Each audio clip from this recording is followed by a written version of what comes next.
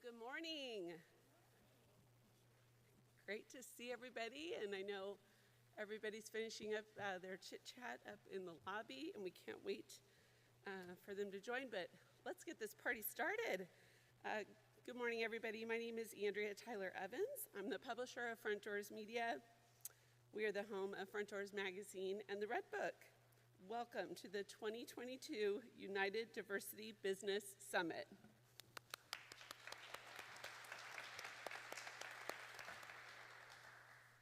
I am honored to serve as your MC this morning for our morning session. And again, thank you for taking the time to be with us today for some really important time together.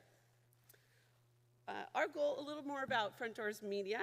Our goal is to bring together voices in our community to tell their stories, including people from all walks of life and ethnic communities. We want to be a uniting force in celebrating what makes our community special and how diversity makes us stronger. So when I had the opportunity to meet with Dr. Velma, as I call her, and her team at ThinkZilla Consulting Group, we hit it off right away because we share a vision for a more diverse and inclusive community. We do have a table out front, and I hope you'll stop by today. Our beautiful arts issue of our magazine is out, featuring the wonderful Deborah Ann Bird, who is the artistic director at Southwest Shakespeare Company. And she moved here all the way from Harlem to share her experience with our community. It's a great story.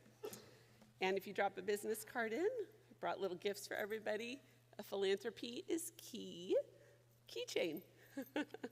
So please stop by and see me or help yourself if I'm not there. The United Diversity Business Summit presented today by ThinkZilla Consulting Group and the City of Scottsdale is a celebration of diversity as well as a way to bring together entrepreneurs, corporations, municipalities, and nonprofits together to discuss how to make our business community more inclusive. And judging from the lineup of speakers today, there's going to be something for everyone. The goal of this event is enhancing the entrepreneurial ecosystem through diversity, community, and innovation. Last year's event was attended by more than 200 leaders throughout the community, and this year we're anticipating twice as many to join us today. During last year's summit, CEOs, founders, and community leaders will share invaluable insights concerning the implementation of enhancing entrepreneurship through diversity, community, and innovation. The summit will offer exclusive B2B networking with corporate professionals and small business owners. It's going to be a great day for our community and for diversity and inclusion in our Valley's economy. I would like to start by introducing a good friend of mine who has also been a champion for diversity and inclusion. Pam Gianotti, Fry's Food Stores, and the Kroger Company are all incredibly generous in their support of a broad spectrum of causes. And Pam works tirelessly to support those in our community working to make the Valley a better place. I'm honored to introduce her this morning. Will my friend Pam Gianotti please join me?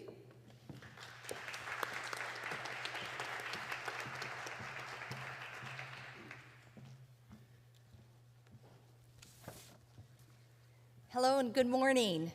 Andrea, thank you so much for those kind remarks wherever you went. Thank you for those kind remarks. It truly is a pleasure to be here today. Thank you, Dr. Velma, for the invite. As Andrea mentioned, my name is Pam Gianotti. I'm the Corporate Affairs and Manager for Kroger, supporting the Fry's Foods division here right in Arizona. Just a little bit more about me. I've been with the company more than 38 years. I started as a courtesy clerk, pushing the carts in the rain, and now I get to represent the 5th largest employer here in Arizona, which I'm very blessed and lucky to do so. I've been with the company for so many years because my personal values align with the company's values. They are respect, diversity, safety, inclusion, honesty, and integrity. Everything we do at Kroger and Fry's begins with these values. They are the foundation of who we are and the way we go about business, which is why we are intentional about our hiring practices.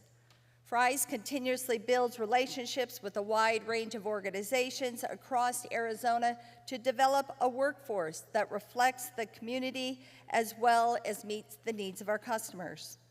These groups include local chambers, municipality, diversity groups, veteran organizations, LGBTQ plus groups, youth and foster care nonprofits, as well as partnerships with local community colleges and universities. Having diverse associates is important because it reflects the communities we serve. In the last few years, Kroger has taken a much stronger and structured approach to reinforcing our diversity, equity, and inclusion practices. The company introduced a 10-point framework for action plan to accelerate these areas and promote greater change in the workplace as well as in our communities. Through our framework for action, we are committed to standing together and mobilizing our people, passion, scale, and resources to transform our culture in our communities. As part of this framework, we created an internal advisory council comprised of diverse leaders and associates from all levels of the organization to set priorities and drive meaningful change. I'm proud to share that our very own Fry's president, Monica Garnes, is the executive co-chair of this executive council. While I would love to share all 10 points with you because they are all equally important, I only have a few minutes left. However, I do encourage you to please go to the website, thekrogerco.com/standing together. But don't forget the hyphen between standing together. One of the key points I'd like to share with you is our commitment to increasing our spend with diverse suppliers from $3.4 billion to $10 billion by 2030. We see the importance of partnering with small, regional, and diverse businesses in creative ways to enable the freshest, highest quality food. To help with this goal, we launched the Go Fresh and Local Supplier Accelerator in May 2021, inviting American growers and producers to apply for the opportunity to work with us. The Supplier Accelerator selects 5 products from across the United States each year after a rigorous multi-round process and gives them product placement in our stores, recommends partnerships, and provides business development coaching. This past August, we announced the second round of cohorts, new and emerging brands, which will be available to our customers soon. Local partnerships have always been a driving force on how we go about business. Fry's is proud to provide locally sourced products to our customers, supporting more than 50 Arizona-based businesses. These include Evercrisp, Cult Coffee, Denmark Food, Denzizen Dairy, La Canasta Mexican Foods, Lehigh Valley Trading Company, Dynasty Farms, just to name a few. In the community, we assist hundreds of local nonprofit organizations, schools, and churches each year who are working to make the communities a better place for all of us to live and work. Fry's leadership team also serves on a variety of boards and advisory committees throughout Arizona. Our purpose at Kroger and Fry's is to feed the human spirit, and diversity is a thread that weaves through all of it. Diversity in our hiring practices, diversity of suppliers to offer a full range of products to our customers, and being an ally for the many impactful, diverse organizations here in Arizona. Again, it's my pleasure to be here. Thank you so much for having me, and I look forward to spending the day with you. Thank you.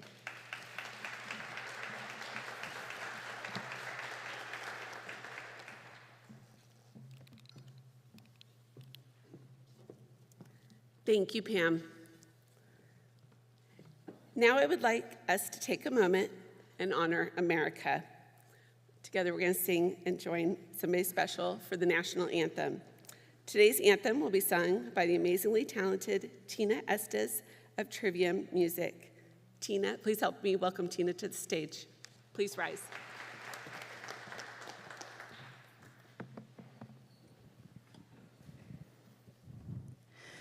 Oh, say, can you see by the dawn's early light what so proudly we hailed at the twilight's last gleaming, whose broad stripes and bright stars through the perilous fight o'er the ramparts we watched were so gallantly streaming, and the rocket's red glare, the bombs bursting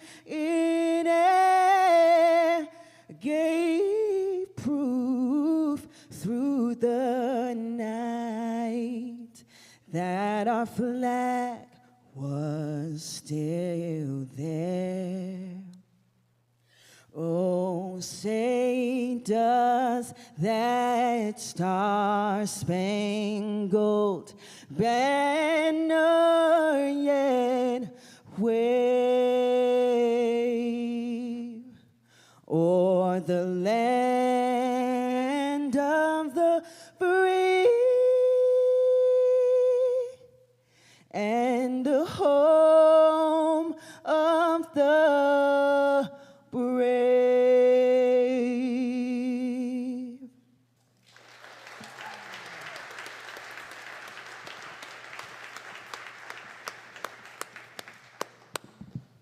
Beautiful, beautiful, Tina. Thank you so much.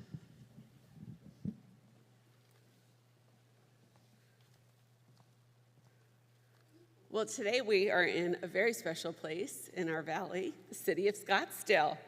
I'm now proud to introduce someone who is emerging as a tremendous leader for his community on both the local and regional level. Mayor David D. Ortega was an important part of this event a year ago and has issued a proclamation recognizing the United Diversity Business Summit Day in the city of Scottsdale for the past 2 years. Mayor Ortega began his term of office in January 2021, and he is focused on safeguarding public health and safety, maintaining Scottsdale's family-friendly neighborhoods, protecting the McDowell-Sonoran Preserve, and strengthening Scottsdale's world-renowned reputation. Mayor Ortega is a registered Arizona architect and has designed many landmark buildings throughout Old Town. He is a graduate of the University of Arizona and was an apprentice architect to Benny Gonzalez, FAIA, the award-winning designer of Scottsdale City Hall, Civic Center Library, and Scottsdale Center for the Performing Arts. Ladies and gentlemen, Mayor David Ortega.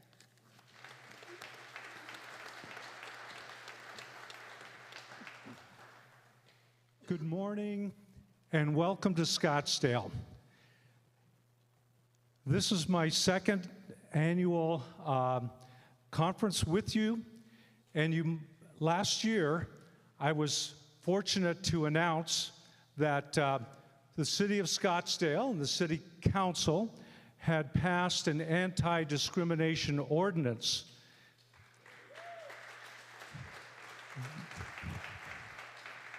That effort had been lagging for a while, and we really owned up to our values of inclusion, a positive work environment, and as a template for other businesses, whatever size. I want to thank the host, and certainly Kroger and Fry's locally. They do so much. And as a community and in our city, our own anti-discrimination ordinance applies to our organization of 2,600 people. When I first came to Scottsdale, I was a newly minted apprentice architect, and here we are today in the building that, well, I worked for an architect that designed this building. And I sit at City Hall at the mayor's office, which he also designed. And so and frankly, when I came here, I was single, and I knew no one. I knew no one, and 20 years later, with a family and kids in school and so forth, and a business in Old Town, I ran for office, and I was elected councilman. I've been private sector for 20 years, and I came back as mayor. One of the things I want to leave with you today is a question that came to me when I first ran for council. And again, I'd been a dad, a business person. I'd been involved with church, school, and sports, youth sports.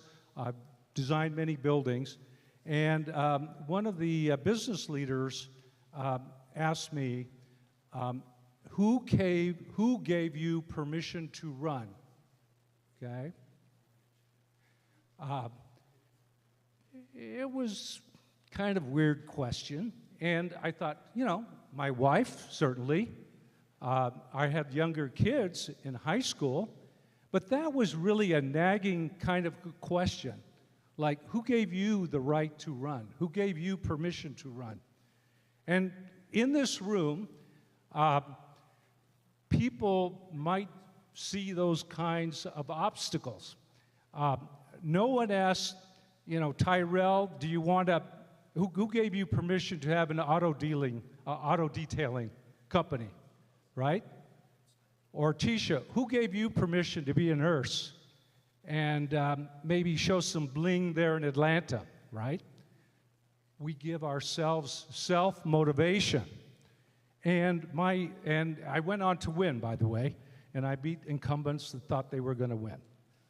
Well, that kind of motivation that we need in life has to be lived and followed through. We have to have the preparation, certainly, and we can make mistakes.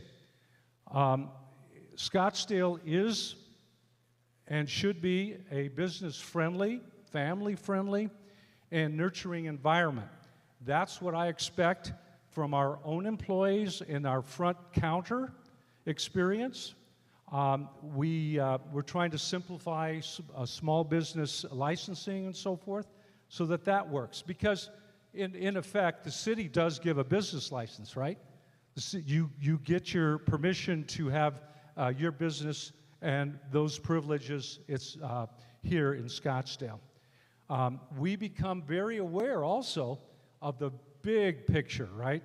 Scottsdale has the fourth busiest business airport in the world, right here. And it's not the, charter, these are all charters and business jets. So we're a major touch point for business deals here in Arizona and really on the East Coast. So we nurture a pretty high octane economy. And we are a location of choice. As we look at wherever our businesses are located, we know that there's different specializations throughout the valley, and we tend to complement one another. So as you look forward to today, and I met some amazing people, some financial people from the West Coast as well as from the East Coast that came here. We expect this event to grow and certainly feel that the city of Scottsdale will do our part. If there's something that may be irregular or some improvement you see, we want to hear from you. We also, this last year, now have a diversity director who's engaged in more than having 4 events a year, right? It's all year long. So you'll hear from Jackie as well on some of the initiatives we have, as well as for small businesses. Now, some of what I do is kind of old school, right? Because I want to, part of being a mayor is really looking for inspiration from others, what I encounter every day, and praising individuals, companies, and so forth. And I think as you go forward, in an optimistic way, that's the way I was kind of raised. I was raised in retail, right? Good morning, how are you? How can I help you? And I learned that when I was 12 years old, right? So it's still, however we scale it, as a starting business, as a one-on-one with somebody's car or somebody's, bedside with somebody, as a nurse or a medical person, that's how we get successful every time. So a little bit of old school. I've got a proclamation, and I know in England they started saying whereas, right? So I got one.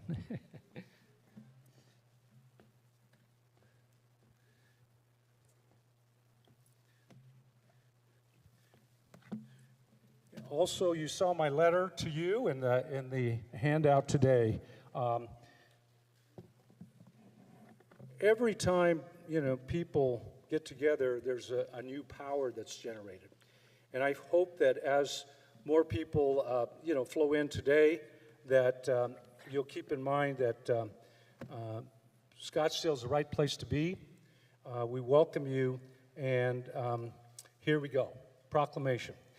Whereas the United Diversity Business Summit promotes the entrepreneurial ecosystem through diversity and inclusion to unite and ignite local businesses through innovative opportunities for growth, and whereas diversity and inclusion efforts support entrepreneurship, procurement, and post-pandemic recovery for small and medium-sized businesses, and whereas networking is one of the best tools that businesses can use to exchange information, advice, and assist each other in working towards goals that achieve the greatest benefits for their businesses and customers. And whereas improved economic diversity outcomes support individuals, businesses, and the Scottsdale community as a whole. Therefore, I, David D. Ortega, Mayor of Scottsdale, do proclaim this United Diversity Business Day Summit. Thank you very much.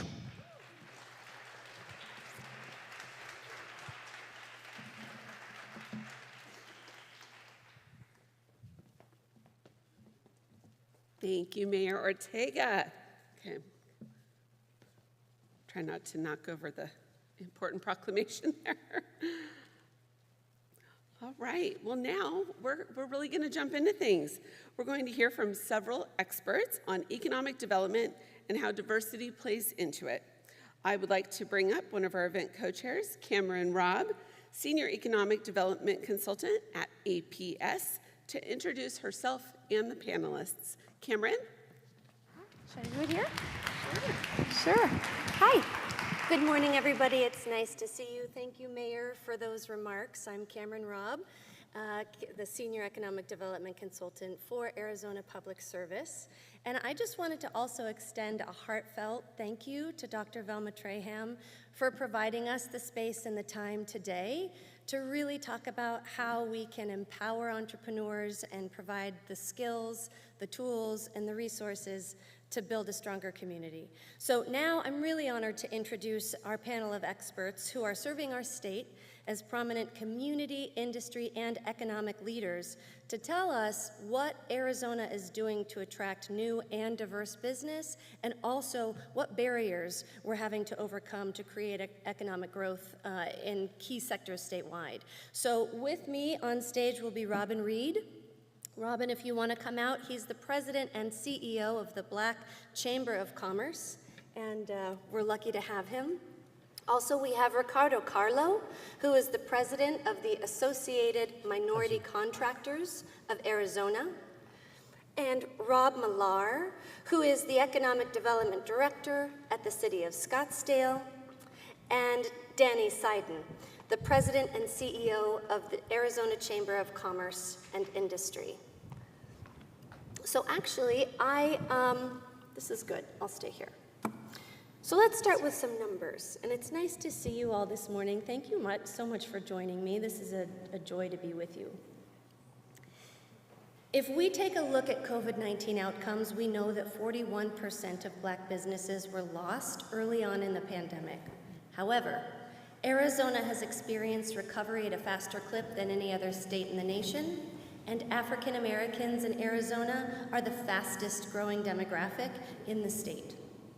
That said, we have over 1,000 Black-owned firms that are operating in Arizona, which accounts for about 1% of firms in the region.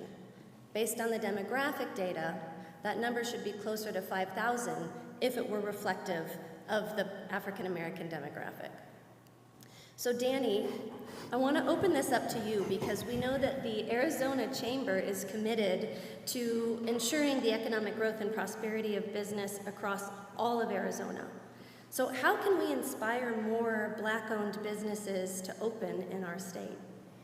Well, thank you, Cameron, for starting with me and giving me the question. I appreciate it. You know, you gave a couple of important figures there. You know, the Arizona Chamber, much like the U.S. Chamber, is committed to making sure that we provide as much access and opportunity for businesses across the spectrum. So if we're not representing the state demographics correctly, then we're not doing our job. So it's good to hear that, and it's good to know where we have work to do. That being said, the principles we strive for Arizona would apply across the board, not just for Black-owned businesses, but for all businesses. We want a great regulatory environment, a great low tax environment, and we want to remove any barriers to entry that exist in the workforce. And we do that by listening to our labor, our different companies, our other small businesses to hear what challenges they're having. And we think we've done a very good job for making Arizona a very competitive place to do business. I think that's why you're seeing us recover from the pandemic so fast.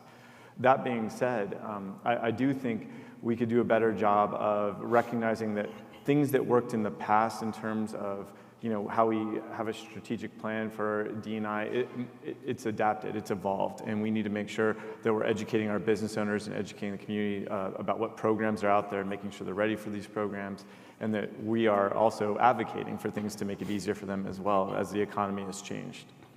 Thank you. So in addition to being charged with the education, do you think there are any other challenges that are still tied to the pandemic?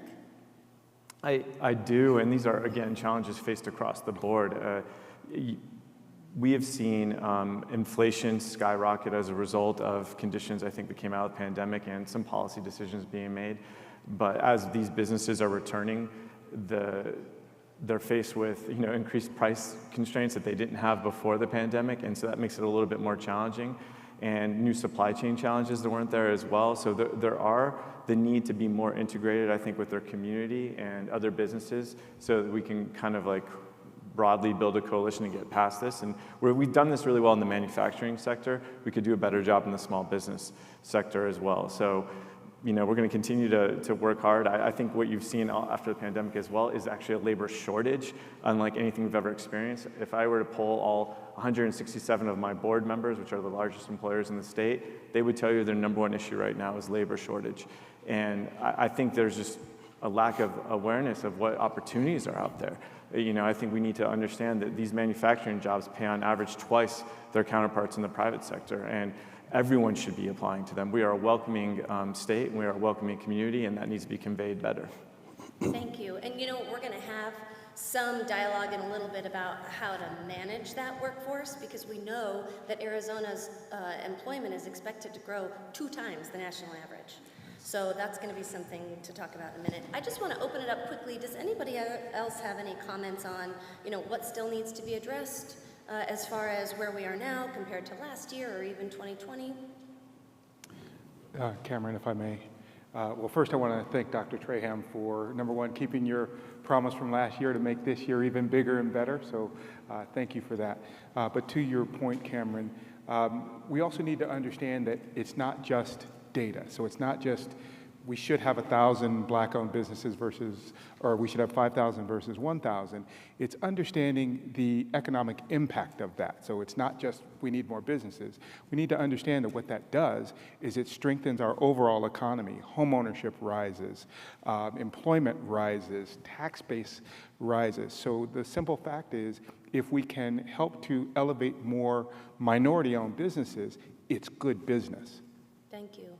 So on that note, I just want to say, if we were to go, yes, we have, the large state of Arizona, but when you just focus on the greater Phoenix region, that's made up of 22 cities and towns, and there are about 5 million people in the Metro Phoenix area, with a projected growth of another 5 million by 2029. So when we talk about the economic impact of that and who's driving that business to the state, I want to focus on Rob Millar for a second, the Director of Economic Development at the City of Scottsdale. Because right now we are giving everybody a place and a chance to thrive. And you may know Scottsdale has been named one of the most livable cities in the country. So I want to know from you, Rob, what is your team doing to help attract and grow and retain new business to the state and create workforce opportunities? Great, thanks, Cam. First of all, before I get into answering that question, I want to give a shout out to Dr. Traham and Amber and their entire team. We partnered with ThinkZilla on this, and I think we'd all agree there's nobody else that can pull this off other than Dr. Traham. And she's a change maker, and we're fortunate that she's in our community. And so I'm excited about today, and thank you for being so awesome. So I won't ask you to raise your hands, but if I did, I can't even see half of you, which I'm trying to figure out why nobody's sitting up in that. I really can't tell over in that section what's going on over there. We'll examine that later. But if I were to ask you what economic development does, I would suspect a lot of you would say you're really not sure. You know what a fire department does, you know what a police department does, and so forth. And it's a well-kept secret sometimes, so we appreciate opportunities to be able to talk about what goes into economic development. And for Scottsdale, we're a small team of 6. And I think most of our team is sitting up there, so raise your hands. I want you to get to know them and reach out to them today and connect with them. They're here all day, and that's the point of this, is making connections. We're here to support businesses because what we do is highly competitive. We're the city of Scottsdale. There are literally tens of thousands of companies in cities around the country that are competing for investment of talent and investment of companies. We have over 18,000 businesses in the city of Scottsdale, and some of those happen organically. They move in and out organically. A lot of times we compete, and we have to compete because other cities are competing. And so we have to convey what is the city of Scottsdale. And a lot of people know us as being livable because they came to us initially for tourism. They came here on a vacation or a conference or what that might be. And so what we're doing is shifting that conversation. You may know us as tourism, but did you know we're a premier location to grow your business and your career? And we do that for attracting, but we also do that via supporting our companies that are here, because most of our new jobs come from companies that are here. And during the pandemic, we shifted dramatically to supporting companies that are here. Little known fact that 85% of our companies that are in the city of Scottsdale are made up of 50 or less employees. So we're a community built on small business. While having said that, 22% of the state's corporate headquarters are located in the city of Scottsdale. So we're a good mix of large and small. So some of that comes down to messaging too. What is that messaging around the country, around the globe that we put out that makes sure that we're a welcoming community, that we're a community that embraces diversity, and that we're a place that we want you to bring your families, bring your business, and bring your expertise to grow. So that's kind of just, I actually asked Cam if I could go into our strategic plan that we developed that is really what drives us daily. And this was a council-approved document that drives what we did. It was put together via our business community. And I had a 50-slide presentation, and Cam says, oh, no, you're not. Don't do that. So I'm not going to do that, but that's important. And as we talk more about it, because when you talk about some of our key principles that make up our community, make up our vision for economic development, they're within that council-approved strategic plan. So that's critical. So we can talk more about that, I think, in some of the questions we have. Yeah, sure. And then did you want to Did you want to build on any of the kind of community resources or programs that you have built around diversity and inclusion? I know that you have a hub program. Maybe you can talk about that. Sure. So, diversity is a piece of it that when we put our strategic plan together back in 2020, we've always had a director of diversity, and Jackie is speaking today, so you get to know her a little bit better. But diversity has been typically a community-wide program that's been done out of the diversity office. It's not something we've done in economic development. But the more we talked through our development of our plan with business leaders, we kept finding that we need champions, we need leaders, we need thought leaders within diversity, and we can't leave it to our business community because not all business leaders have the ability or the time or the resources to do that. So we made that a founding principle in our strategic plan. And this event is and thank goodness again for Dr. Tram putting this together and partnering as a beginning of a conversation. And we also are looking for expertise, consulting. And we have an RFP on the street right now that closes this week, and we're looking to partner on and developing programs, again, for small business, large businesses, and being very intentional about making sure that we're not just talking the talk, that we're walking the talk, and that we're implementing diverse programs throughout the city of Scottsdale. And then finally, we launched with Cahoots a hub program during the pandemic because talking with businesses, constantly we're asking them, because things change. What's important now may not be important 3 or 6 months from now because our world is changing so quickly. But one of the things that came out is we need consulting, we need help. We need to know how to do marketing. We need to know how to do a business plan. And so we partnered with Cahoots and launched the Hub program utilizing CARES Act funds for 2 years. And it's a completely virtual system. So it's, you don't have to go to a brick and mortar building. Although tomorrow we have our very first and only so far in-person event. But that speaks to that we just continually need to look at what can we do to support our business community. And knowing how to connect and knowing who to speak with and hopefully connecting with our team today is a great step and a great piece of events just like this. Thanks, Rob. And I think, too, what you're talking about is the necessity that drives these programs, right? So does anybody else know of other agencies or resources that are available? Because we don't need to reinvent the wheel everywhere we go. And so there might already be some organizations that are established to help businesses. And can you recommend any? Yeah, Cameron, if I could go first. At the state level, there's the Arizona Commerce Authority, which has the Office of Economic Opportunity built within it. And they have programs designated to help startups, entrepreneurs, depending on what category you fall in. And they're fantastic programs at a statewide level. Not every city is as good as Scottsdale, so sometimes you can go to the state to get advice. We also have regional organizations like Greater Phoenix Economic Council, GPEC, which I know Cameron's familiar with. And they do strive to make great gains in this area as well. For instance, TSMC, Taiwan Semiconductor's coming to town, and they've established a cultural liaison to help them integrate and make sure that they know all the programs and housing programs that are available to them as we see an influx in migration from that country. So there are these statewide and regional groups as well that could be better always, but not everyone has a Scottsdale, so we have to do what we can at the state level. Great point, and Danny probably won't brag about himself, but he just returned from a delegation trip to Taiwan, and that just shows you the level of commitment and energy that we put into our state by really traveling to try to attract some new business. So thank you for that. I might be able to add to that as well. Great. There are other local agencies such as the Black Chamber of Arizona, my organization, the Associated Minority Contractors of Arizona, the Arizona Hispanic Chamber, the American Indian Chamber, the Minority Business Development Center, the Small Business Development Center run by Maricopa County, and the one that a lot of people overlook is the SBA. They have programs to take you from the beginning to the end and helping you and coaching you. They have free consultants to you to help you through the entire process. They can help you with your business plan, and at the point in time, if there comes for a need for a loan, they can also guide you in that process as well. And then we would not want to forget Hustle Phoenix, Local First Arizona. SCORE is a great organization, does a lot of work at no cost to the business owners. So these are all organizations that are providing, whether it's workshops or boot camps or incubators, The hub program that Scottsdale is involved in is in other cities as well. There's a Mesa hub, there's a Phoenix hub. I believe they're working on a Glendale hub as well. So there's a number of places where you can get the support and assistance that you need without even having to, in the case of the hub, without ever having to leave your home. So the resources are there. What we need to do and what we're hoping to do as a chamber is create a digital ecosystem so that you know which of these resources to avail yourselves of at whatever stage of business you might be in. Because obviously, a business that is just starting up has different needs than a business that's trying to get from 1 million to 5 million in revenue. So we want to create a digital platform that helps our businesses quickly identify where they can get the support and assistance they need.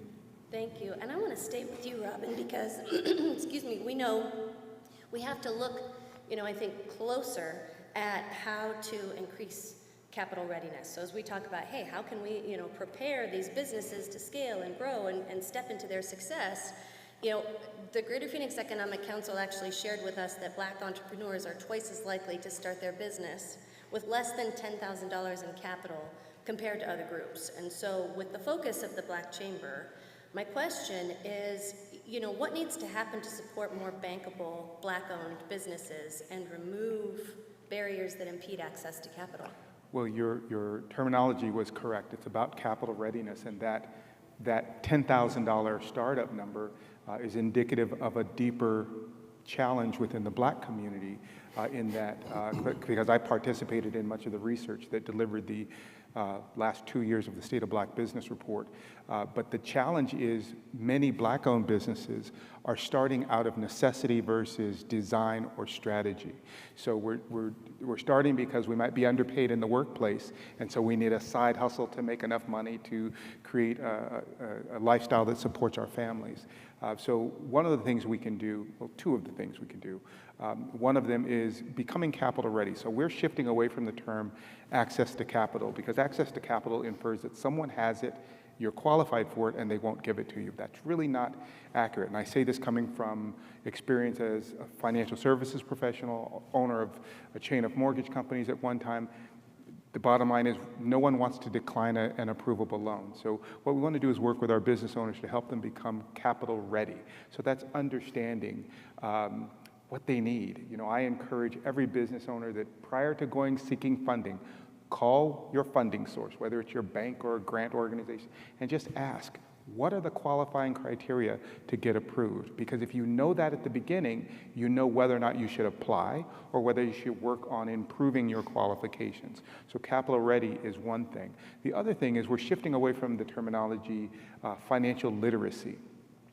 I've never liked the term, but the term itself says that if I avail myself of a financial literacy program, I must be acknowledging that I am in some way financially illiterate.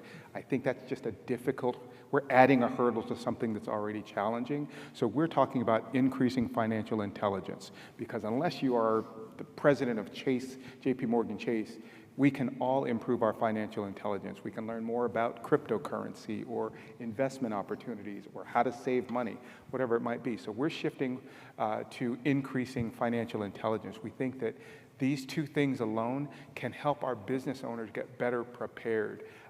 We have been successful, the Black Chamber has been successful just in the last 12 weeks in helping small businesses, Black-owned small businesses, secure just under $500,000 in funding. That was several small businesses. We've helped an entrepreneur get a mortgage through one of the regional banks that we've developed a partnership with. And we are actually launching a new partnership with another regional bank to do the same thing, to help increase home ownership. Because again, all of these things help the business owner. As anyone who's ever secured SBA funding, being a homeowner is a big plus if you're looking for SBA funding. So we're also focusing on that as well. But I think that the real key is improving financial intelligence, helping our business owners understand that there is a set of systems in place that help you get funded. And if you understand those systems, then we can be more readily able to qualify for those programs. Yeah, you had me at financial intelligence. I love that. And I was in finance for 12 years, and everything was built around that literacy. And I think you're right, there's so much more to it. So what's your strategy then for getting that education out? So you talked about, hey, this is what we need to do, but do you have specific programs at the Black Chamber for this? I mean, by name, is there something if they were to Google it or search up or comb through your site? How do they get connected with those So resources? as we mentioned a moment ago, we are just flooded with great opportunities. So rather than waiting for any one organization to deliver the program you want, we've all begun to work together. Ricardo and I have worked closely together for years. In the most recent term, we worked to co-found the Chamber Collaborative, which is now the Community Collaborative, where our community organizations are talking to each other. We are sharing calendars, we're sharing initiatives, we're sharing programs, because it doesn't make sense. If I'm not delivering a program until October, but Ricardo's delivering a similar program in September, don't wait till October. Go get the information and the value that you need. Get that 2-month head start. So I think the real key is making sure that we all know how many great resources exist within the Phoenix metro area for us to help grow our businesses. We work together. Again, I think the Phoenix slogan might be, together we're better, but that's really not true of just Phoenix. That's true of everywhere. We're better together, and so we've really begun to share information and ideas, and rather than our community organizations attempting to compete, if you will, we're really focused more on collaborating. I think you're absolutely right. Yeah. On the venture capital side of it, the traditional models need to be disrupted. In that, if you're a financial services firm, you have to have New York City in your mailing address, and if you're a tech company, you have to have San Francisco in your mailing address, and that really needs to be disrupted. We need to make sure that Arizona is known as the place to start a business. And there's a lot of great things happening in the entrepreneurial world to make sure that messaging is out there, but we have to disrupt that traditional pipeline. And it may take 1 or 2 really big deals to put us on the map. I would argue we've been on the map for quite some time, but again, we gotta follow the venture capital, and we have a lot of work to do in that space. So I like what you're saying in that, part of it's messaging, but part of it is also putting proof into action. So there's a lot of work to be done in that space, and we're gonna get there. I think we're really close to that. Thank you. Well, I think the ultimate goal is to build an economy that's reflective of our community. And as you mentioned, Rob, I think you said 85% of the businesses in Scottsdale have less than 50 people. That's small business. Small business rules in Arizona. It's actually 99% of our economy. And so I look to leaders like Ricardo, and I want to talk to you about the minority contractors of Arizona, because I know that your mission is to support minority, women, veteran contractors. And the question here is, how do we collaborate? How do you leverage key partnerships to create opportunity? Well, the organization has been around for about 23 years, and that's always been our goal, to opening up those doors and taking down those barriers for opportunities for minority women, small, veteran, disadvantaged business enterprises. So our main focus is always trying to find out what is needed, what are they lacking, what do they need. So a lot of training, we've gone through a lot of training programs. We've created programs like the Business of Construction. We created the AMCA Academy. As of right now, we got a program going on, the Supervisors Development Series, which is basically taking your mid-level supervisors and helping them to understand what it takes to grow the business and what they need to do their part to help you to grow your business as well. And at the same time, if they ever decide to go ahead and start their own business, they have some knowledge and they know, and some expertise, and at the same time, they know that they have resources that they can come to assist them in doing this. And it's true, the backbone of this world is really small business. We are the ones who create all the opportunities. We are the ones who create all the employment and everything else. But the other fact that a lot of people overlook is that when you create a small business in your community, you're bringing direct economic injection into that community and into your city and into your state, which is providing a lot more opportunities. We've been a firm believer in small businesses. They've started their companies. A year or two later, they go under because they don't understand the administrative side of the house. And that's something that I learned early on, 18 years ago, when I came into the organization and started creating these programs to grow. During the COVID situation, everybody had to shift. We shifted our efforts in getting information out as far as what the CDC was putting out there, where you can go get your tests, where you can go get your immunizations and stuff like that. But the other thing we focused on is how are we going to bring information to these small businesses? What do we need to do? So we started putting some vignettes together, talking about what is in the industry. We polled our members in the small business community, what is it that you need information on? So we went out and recruited, or found, should I say, experts in the industry. One would being like, how do I hire and fire in this situation and still, keep my company alive? Found one of the top HR lawyers. We had a great conversation. Of course, everything was pointed questions as to what we were asking. It was a fireside talk between myself and that individual. And then we posted it on our website, which all those are still there, which is the AMCA Small Business Series. We also posted it on our Facebook and our YouTube channel. So we were getting that information out. We were sharing it out with our community partners because we cannot do it all by ourselves. And that's the reason why we work so very closely together. And Robin elaborated to the community collaborative. When we first started, there were 6 chambers and the AMCA. We're the only organization that wasn't a chamber, but we represent everybody, so we were a good fit. We're up to 35 organizations now, statewide, and everybody collaborating and working together and trying to take care of any issues that are out there. And, Robin has just been a great partner ever since, we met up years ago and collaborated and worked together and everything else. And that is the way that we work with all our other agencies as well. It is not just the organizations, but we also with the municipalities, because municipalities have a lot of opportunity that they provide, for small businesses and stuff like that. But I encourage you, if you're going to start a small business, do your research. Find out what the market is all about, especially in your industry that you plan on going into. What is it they do that you can do different? You need to bring something different to the table. And then from there, get involved. Try to find a mentor in the industry that's already there, that's willing to work with you and willing to help you and guide you. And a lot of times you'll be amazed that these mentors went through the same struggles that you're going through, and they can help you to avoid those pitfalls and help you to succeed and grow. So again, it's about all of us working together. Not one organization can do it on their own. We all need to work together to make everything happen. And all of us working together, we'll see some positive changes moving forward. Thank you. And I think for the sake of time, we'll probably have to leave it on that note, but I really want everybody to take home that message of mentorship, because I think that's a phenomenal way to increase your knowledge capital and to support growth and to collaborate on, from large scale to small scale. That's a really good way to do it. And I think, Robin, you mentioned earlier that a lot of business starts out of necessity, not opportunity. So what we need to do is work together to build greater opportunity so that business can grow out of strategy. Yes. And I think that that's, definitely my takeaway from the panel today. Thank you so much for your time and for your insight. Appreciate you. Thank you.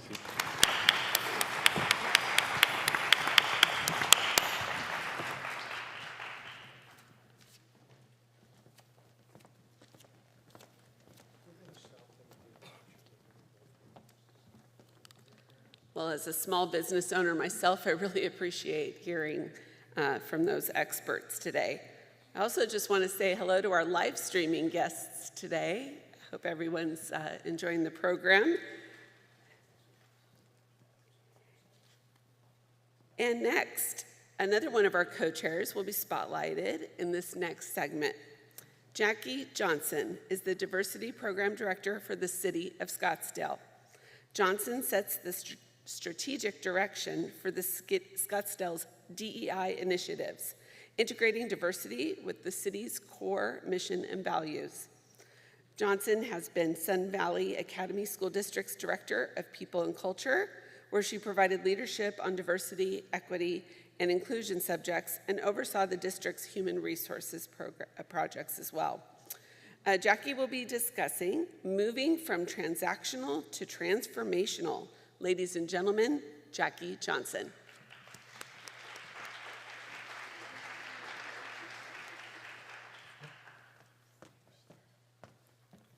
Good morning, everybody. Good morning. It's a beautiful Wednesday in Scottsdale, Arizona. Aren't you glad to be here? I am too. I am Jackie Johnson. I am the Diversity Director here for the City of Scottsdale. I have been in my position since January. It has been wonderful. It has been a great opportunity, and I look forward to connecting with you throughout the day. I would certainly like to give just a big round of applause to Dr. Traham. She's pulled this off 2 years in a row. And what you may not know is she's new to the Valley. She arrived last year, months before doing this last year, and she's doing it again. She's really committed to the community. So thank you, Dr. Traham. I know she's backstage, but thank you, Dr. Traham, for your commitment to doing this.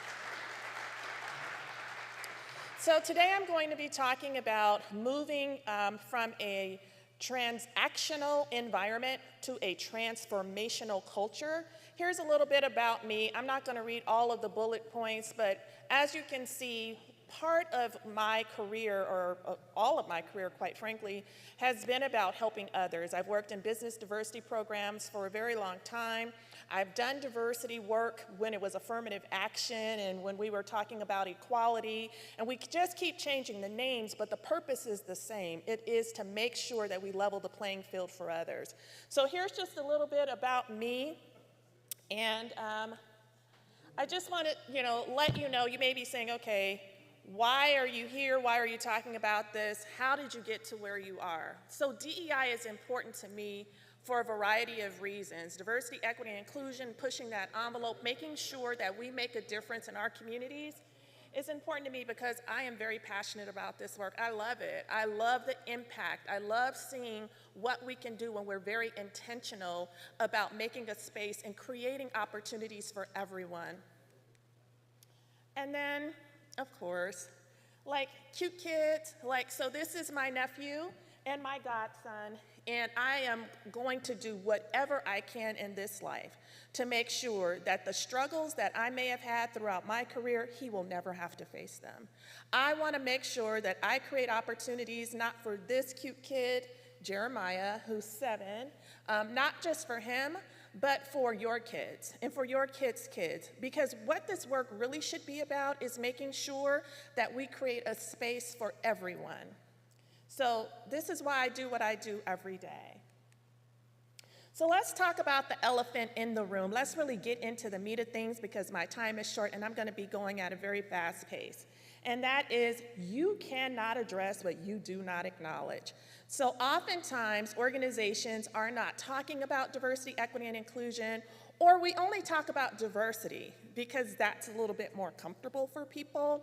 But if you don't acknowledge that there is more to this, if you don't acknowledge that we need to create an opportunity to make a space for everyone to have a seat at the table, and not just to be sitting at the table, but to also have a voice at the table and a voice that is heard, if we don't get to that point, if we're not there, then what are we really doing?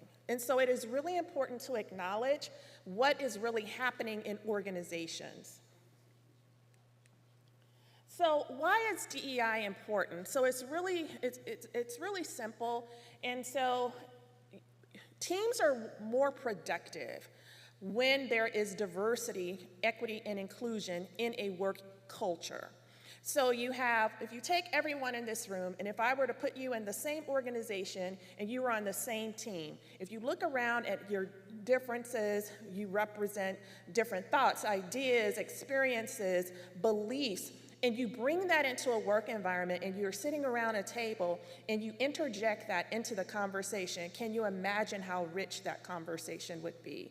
How powerful that will be? How many people you represent that look like you, that think like you, that you represent from your communities, that when that voice is at the table, that it is powerful. And then there's innovation in that. And it's been said that if you are not at the table when discussions are being had, you may be on the menu. So the other thing is increased revenue. So we do know, and I will have some stats later on in the presentation, that companies are more profitable when they have DEI initiatives incorporated into their organization. It improves your talent acquisition pool too, because I will tell you, in working with people, in my former position, I was an HR director. And so one of the things that new talent is doing, younger talent coming into organizations as they're being recruited, they're looking at websites, they're looking at LinkedIn, they're seeing who your leadership is. They want to know, is there anyone that looks like me? Does your brand stand for what I stand for? And if it does not, they believe and they understand, and you have to understand the changes in the environment. People aren't looking to be at an organization 30 years anymore. We need to move and understand the changes in recruitment and talent acquisition, that there are so many opportunities out there that people will move away and go to places that represent them, their ideas, and their beliefs. It contributes to higher employee retention rates. I'm going to stay where I feel I belong, where I feel I have a voice, where I feel that there is equity, where I feel that I can be trusted in my environment. If I don't feel a sense of belonging, or if I don't feel that, that it's just window dressing and that's all that there is to it and there's no depth or substance to it, then the next best thing that comes along, I'm probably going to jump on that ship. So retention is really important, and again, I'm telling you, when college graduates or folks who are coming into the workforce are looking for opportunities, they're looking for a place of belonging. It increases your employee engagement because where people are happy, where they're retained, they're going to be more involved. They're going to be more committed to your workspace. It creates a better organizational culture overall because everyone has an opportunity to contribute. And just in general, it's the right thing to do. We live in a global economy, and it just boggles my mind how we can have, number one, who has 5,000 Facebook friends? Because do you really know 5,000 people? But we can have Facebook friends from all over the world. But then we come to work and we act like we don't want to have those very people in our workspaces. It's just unbelievable to me. So how is it that we can be Facebook friends and LinkedIn connected and all of these other things and follow people on Twitter and Snapchat and all of these modes of social media? But then when we go to work, it looks homogenous. It looks the same. And we're comfortable with that. That's not even reflective of the world that we choose to be in a social space. So let's talk about a transactional environment versus a transformational culture. And I intentionally use the word environment versus culture because I think it represents something different. So here's a transactional environment. It tends to focus on a whole lot of activity, but when you kind of peel back the layers, there's no impact. And it can be heavily focused on celebrations and events, but there's no policy substance behind it. There's no policy supporting it. And so what tends to happen is, and a great example is Hispanic Heritage Month is coming. It starts tomorrow. And so you may see, if you check your social media, all kinds of organizations will be celebrating Hispanic Heritage Month with different types of graphics. But if you dig deep into those organizations and you start looking at who's in their top leadership positions, if you look and see what their diversity initiatives are, if you look and see what their promotional rates are of people who are not the majority, you may not see consistency. It's very public facing because we love to put on shows. It's limited to a diversity professional sometimes. Sometimes there's not a diversity professional. Sometimes many people are expected to do something, not a whole lot, but just a little bit of something enough so that if something happens, then I can say, but look what we're doing and look who we have. And this person then starts to be the representative for the problem, or that we can deflect away from what we're not doing and say, but we have this professional in place. It lacks a strategy. So anything that's not tied to your organizational strategy is not considered to be important. Just understand that, because anything that's important in business has financial resources attached to it, and it is tied to a strategy because people have to measure results to know what the outcome is. Minimal resources, which I just mentioned, no budget, no staffing, nothing tied to it or associated with it that gives it any relevance or importance in an organization. It seeks to look good without changing the culture. So we can do all of these fun things, we can have all of these fun activities, but let's not do too much to upset the apple cart. We do not want to make any changes that's going to change the policy because that may impact me and mine. So really getting people out of that, this is not a zero-sum game, this is not us versus them, this is not, we got to lower standards in order for you to have a DEI program that's successful. And let me even backtrack with using the term program, because I often say, stop calling it DEI programs, because if it's a program in a bad budget year, it's going to get cut. So don't call it a program, it should be an initiative, it should be your culture, it should be who you are as an organization. And in a transactional environment, if you are not careful, you can really lose the trust of your employees, because employees are really valuing diversity, equity, and inclusion. And so if I don't feel that it is something that's important to my organization, and if I feel that all we're doing is checking boxes and window dressing and pretending and playing games, and that when the real work needs to be done, when the real conversations need to be had, that we avoid that, and that we don't want you to be included in those conversations, and we shy away from all of that, as an employee, after a while, I'm going to say, you know what? I don't know if my organization is really serious about this work. So here's what a transformational culture looks like. There's senior level support. There has to be senior level support. Nothing in organizations can get done successfully without the highest levels of support. There's a comprehensive budget to support this. And I also say what's really important, I've worked in local government for many years, and so I use that as my example. And I also worked in a school district, my previous job before coming here. That whenever you want to make decisions about what's going to happen, you always start with your budget, because money informs what you're able to do. You apply resources to things that matter. And so if there's no conversation about diversity, equity, and inclusion, when you're sitting down and talking about budgets, that says a lot about where your organization is currently and where they may be willing or not willing to go. Appropriate staffing resources, which I've touched upon, included in decision-making throughout the organization. So the challenge, and I've talked to my peers throughout the country, and here's the challenge with diversity professionals. So sometimes diversity professionals can be kind of forgotten about. And then when there's a problem or there's something that hits the media, then here, come on, let me usher you in front of the lights, camera, action, because we need to demonstrate that something positive is happening or that we're really changing. But we can't do that. If we're serious about that, diversity professionals and your diversity team has to be included all the time. Collaborates with human resources. So all DEI programs or all DEI initiatives do not fall under HR.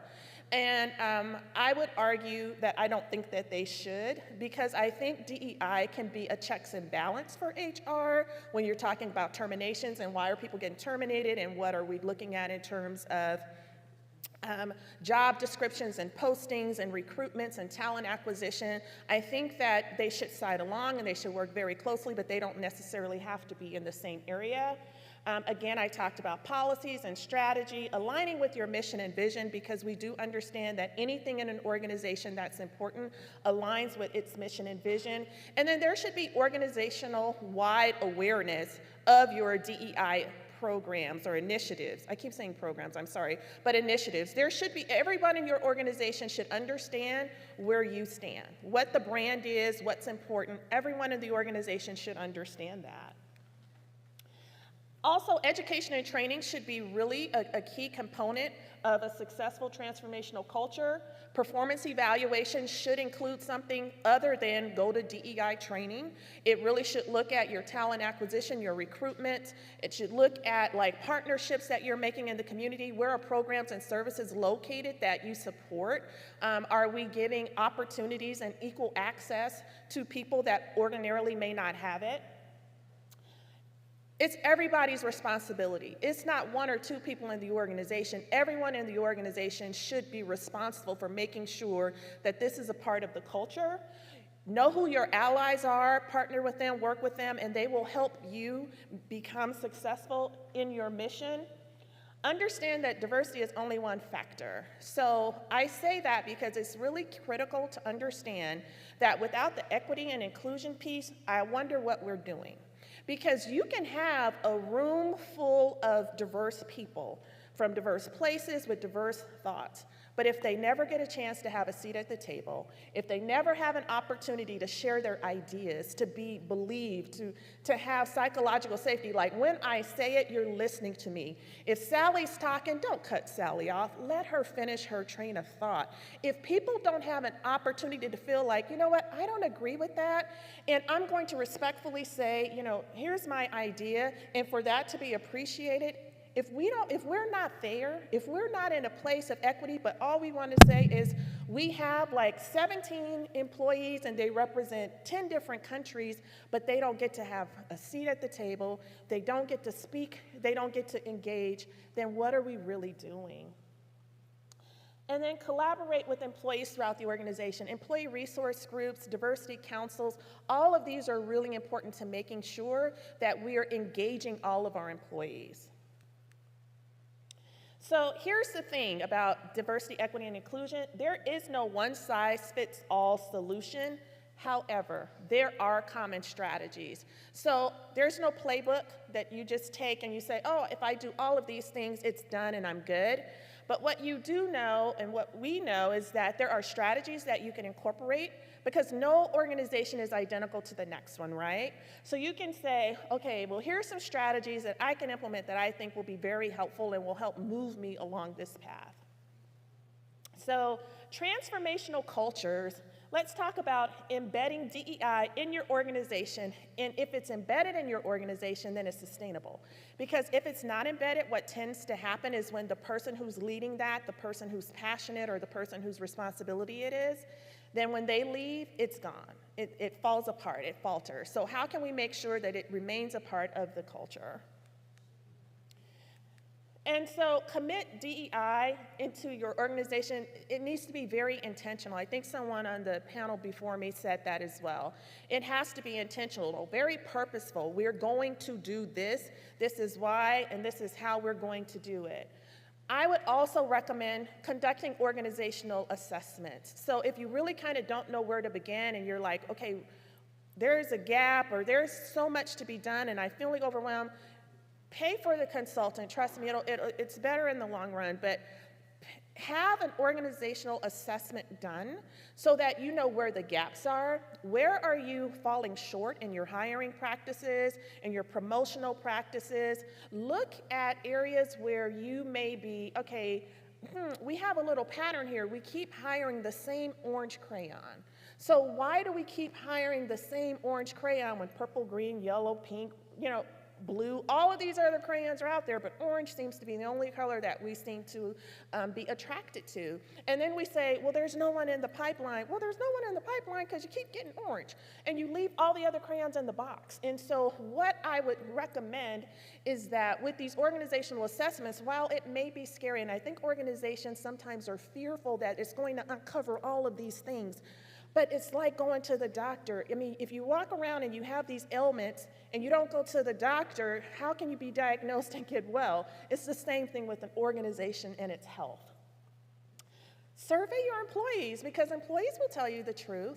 There's some out there that will tell you what you want to hear, but there's a lot of employees out there that will say, hey, this is how I feel about our organization, and this is where I would like to see us go, and here are some strategies that I would like to see or some things I would like to see incorporated. Align with your organizational strategy. Use data to inform your decision making, and that goes back to your organizational assessment. So data will help you determine, like, okay, is our issue, we may have X percentage of people of color or X percentage of neurodiverse people in our organization, and we're trying to create opportunities for more whatever at the top of in the organization or somehow in the organization. Well, an organizational assessment can help you identify where that is so that you're not just blindly saying, okay, well, we're going to do it for every single department. This is what has to happen, or every single area. Well, it may not be because you may have an area that is doing very well. So let's focus on the ones that aren't. Let's look at those and let's try and improve those areas. And then establish metrics, because of course we know what gets measured gets done. So establish goals and make sure that you are working towards those goals, and they need to be SMART goals, right? So making sure that they're measurable, that they're attainable, that they make sense, right? That we have goals that we can ensure we can accomplish, or at least try to meet. Look at your reporting structure of your diversity leader, if you even have one, because if that person is not in a place where they can help make decisions, then what are we really doing? Again, it just kind of gets lost in the shuffle. Ensure DEI is an integral part of your budget and hiring process. I've touched on that. Identify key stakeholders to help you move your initiatives, not just inside your organization. There are tons of partners or people willing to partner and collaborate with you outside of your organization. Identify your community resources and work together with them. Communicate your commitment and your strategy, setting expectations. You have to communicate that organization-wide.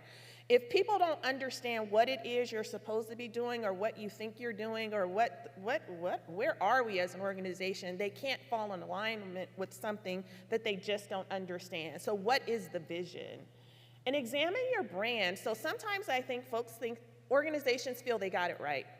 And we have diversity, we have, a woman who's the CEO of our company. Like they say all of these things, and then what happens is you go to someone's website and there's like zero diversity on the website.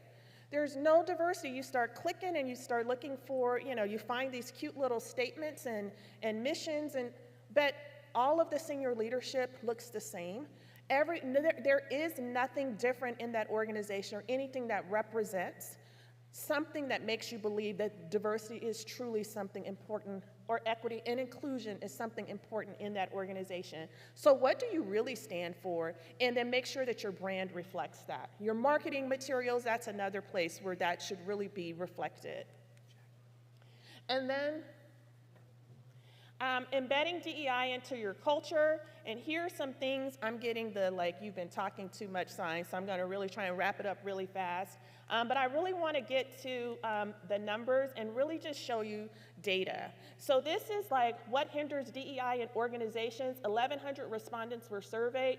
50%, and this is from a Harvard Business Review report with SHRM, which is the Society of Human Resource Management, and it is 50% said lacking diversity in senior level positions, 41% said lacking talent, 39% lack of accountability, 30% lack of defined stakeholder approved standards, and 29% lack of tools necessary to gather data. And then just quickly, this is data as it relates to profitability being higher when you have gender diversity in organizations. And the second bullet point speaks to more than 30% of women executives, when they're in the top of organizations, are more likely to outperform their counterparts. And then again, here's some additional stats. I'll be more than happy to share this with you if you want the information, but you can read it for yourself. I'm going to really wrap up because of time. But the important thing is a Robert Half survey that says 71% of workers said they'd leave an organization whose values do not align with their own. That's important to note because one of the other bullet points stated that DEI is important to employees. So just quickly, if you're ready to transform your organization, ask yourself these questions. And then lastly, let's continue to have these conversations. I would love to connect with anyone throughout the day. Here's my contact information. Feel free to reach out to me. I brought business cards as well, and I appreciate this opportunity. Again, let's continue this conversation. Let's not let this be a one and done.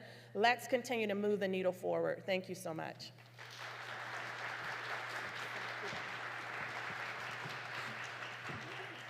Awesome. That was awesome.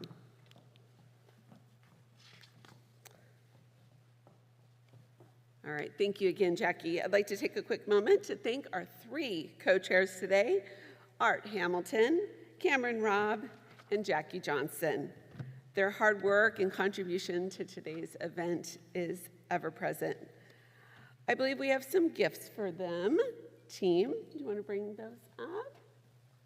Let's give the 3 co-chairs a huge round of applause.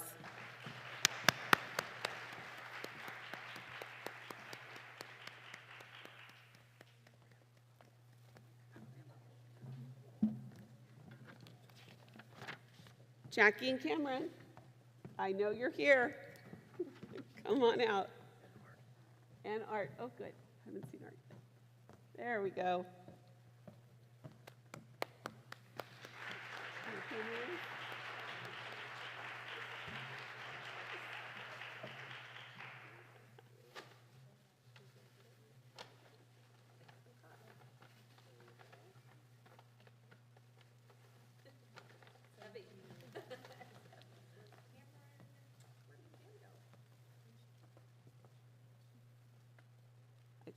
She may be taking pictures with that. Okay. All right, we're going to find the other two. I think I heard there's some pictures going on backstage. Additionally, I want to call out today's presenting partners, ThinkZilla Consulting Group, the City of Scottsdale. We're so appreciative of all their hard work to make today happen. With the most advanced marketing strategies and DE&I programs, ThinkZilla Consulting strives to be the trusted partner of choice for the nation's leading organizations and entities. And the City of Scottsdale has embraced diversity initiatives not only in city government, but throughout the community. It's a great partnership for this event. And now we need to thank our sponsors, who you will see on the signage throughout the event, but in particular, let's start with our presenting sponsors today. Please hold your applause to the end. Fry's Food Stores, SRP, Blaylock Van, ASU Office of Economic Development, Maricopa Community Colleges, and Thomas Title. And we're also pleased to have additional partners here today as well, the Arizona Commerce Authority, Arizona Hispanic Chamber of Commerce, BASE, Black Chamber of Arizona, Country Financial, Global Chamber, Scottsdale Chamber of Commerce, Thunderbird School of Global Management, and our media sponsors, the Arizona Informant, Arizona Big Media, and my company, Front Doors Media. And lastly, we have to thank our printing sponsor, Prismographic, who printed our wonderful event programs today. All right, a big round of applause for everybody who's supporting.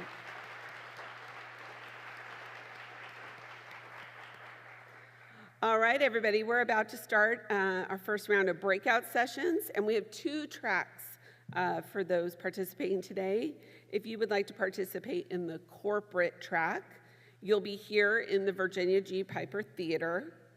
And if you're interested in the entrepreneurial track, you'll be in the center space just off of the lobby. And I'm sure there's lots of helpers out there to help direct you. Reminder, there is a great coffee stand at the south door to grab a little refreshment, some caffeine. And don't forget to post on social media today. Find everybody online and tag each other.